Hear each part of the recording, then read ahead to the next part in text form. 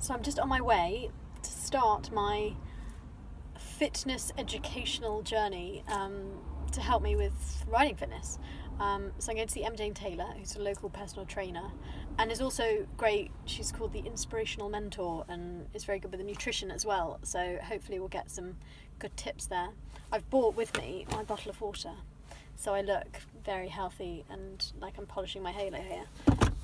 Whereas in truth I had 2 toffee crisps, I think, for lunch, so maybe not so good. But we'll ask her. Maybe that's okay. I imagine it's probably not. So hopefully we'll talk a bit about nutrition and some exercises to get us started. Right, so I just sat down with Emma Jane Taylor, personal trainer extraordinaire, to chat about getting fit. So what would you suggest would be a good approach for someone who wants to get fitter to be able to ride better? So when you're looking at fitness for riders, you really want to look at the whole kit and caboodle. So you have to look at the cardiovascular side of things, you want to look at the strength, you want to look at the core, and you want to look at the posture.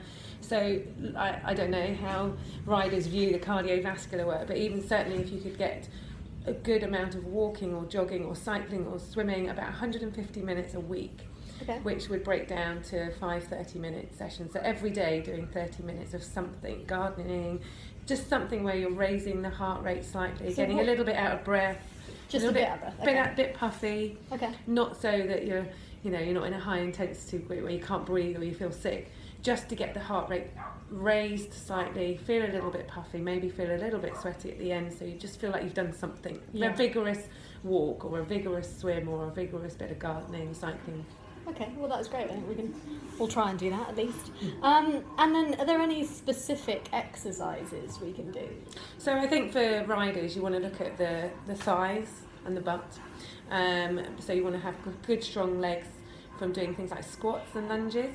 So we could look at doing some squats and lunges. We can also look at doing an exercise called the skater, which works your glutes, and especially women like that one. Core work, obviously looking at doing sit-ups, working the core all the way through the core, side planks, because I guess when you're riding you're twisting us around, so making sure that your side obliques are keeping strong.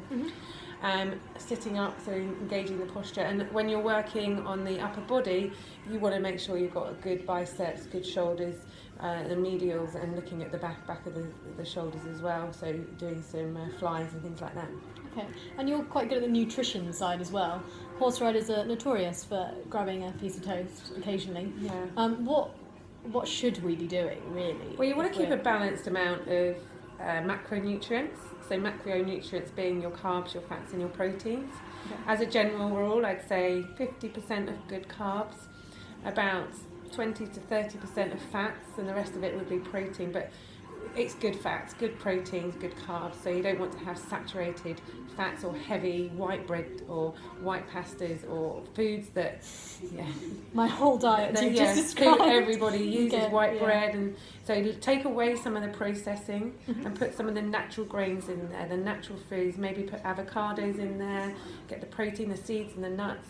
So making sure that every meal has a good amount of protein, a good amount of carbs, and any fats are non-saturated fats. Yeah. And getting in some omega-3 foods, so the fishy, oily fishy foods, which Yeah. are good for the skin and the eyes, and just keeping you more alert, Yeah. because it's brain food that you need as well. Yeah. Especially if you're doing a competition, high competitive work. Yeah.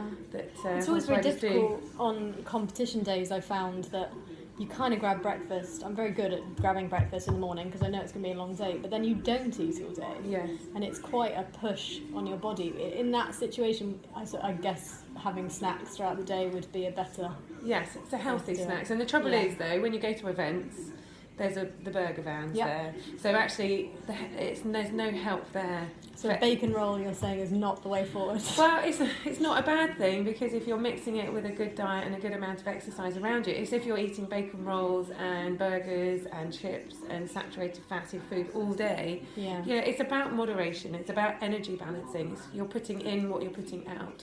So if you're putting in too much, there's going to be consequences. Yeah. So it's just getting that fine balance. A bacon roll isn't bad, but it would be if you combined it with a whole lot of other saturated fatty foods throughout the rest of the day. So it's just understanding energy balance. Excellent. We now have a personal trainer saying it's okay to have bacon Well, no, sandwich. I'm not saying it's okay. And also hydration, I'm guessing. Hydration is massively important. I mean, to everybody. Yeah. You know, we can live for, you know, days without food really, but you can't go very long without water. Yeah. And interestingly, I've just written an article about this. So water is key to, it's like oiling a car, and it's in and out of us, in and out, in and out, in and out. You take that away from you, your body isn't going to function as it should. You can make yourself feel ill, obviously you get dehydrated, you can make yourself feel sick. So any sporty people, and you know, horse riders are sporting people, should be fueling their body as efficiently as maybe an athlete might. Yeah. So always look after yourself. So getting yourself, you know, a good, you know, 1 or 2 litres a day inside you is a really, really good way to do it. And you don't want to be drinking lots of coffee. This thing, tea and coffee. Tea and coffee, count. not really, No. because there's caffeine in there, and caffeine acts as a diuretic. Yeah. So it's, you know, in and out, in and out. And if you're going in and out with caffeine and tea, you're not drinking the water. Yeah, true. So you just got to replenish that. And it's not just good for oiling the body, it makes you feel good with your skin, everything works much better. We have beautiful riders as well. Well, yeah, let's show us some exercises and we'll see how we get on. Brilliant. Go for it. Okay, so we're going to do some squats first of all. So we can turn the knees out. Always make sure the knees are in line with your ankles, because if you overshoot, you're going to overshoot the knee ligaments. Pushing down, pulling up.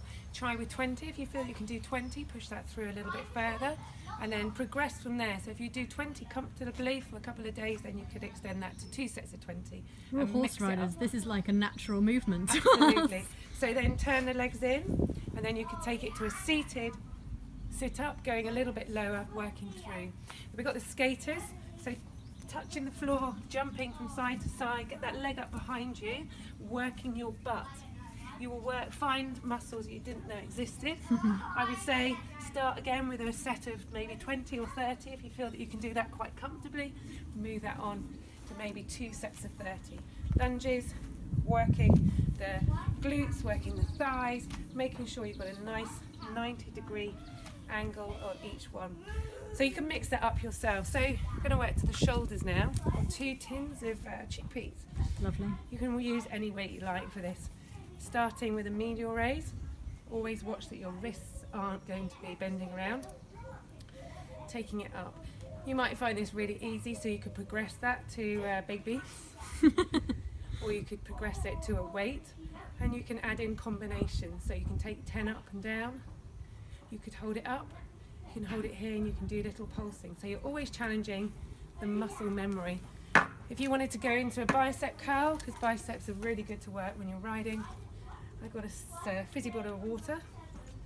So take in a bicep curl, you can do one in each hand, or you can turn in and bring it across the body just to catch on the outside of the biceps. So you don't want it to feel heavy, like you're struggling, you just want a bit of resistance, is that right? You need some resistance. Yeah. I would say you need it to feel like you're pushing a little bit harder than you would usually push. You can feel your muscles. You know, I'm lifting these, I've got nothing there, so there's no point.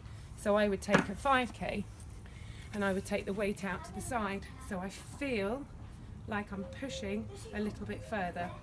Okay. But it depends on your strength. And you're super fit. I'll be doing it with a nail varnish later in the restaurant. So we've got shoulder presses now, so elbows in line with the shoulders.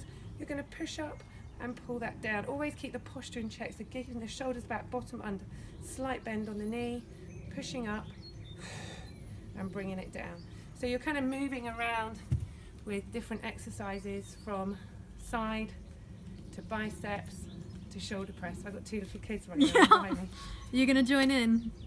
Working on your posture, getting the bottom under, and that's very good anyway. As a horse rider, you have to sit properly, don't you? Yeah, absolutely. And I'm sure you probably come across all the time people who slouch.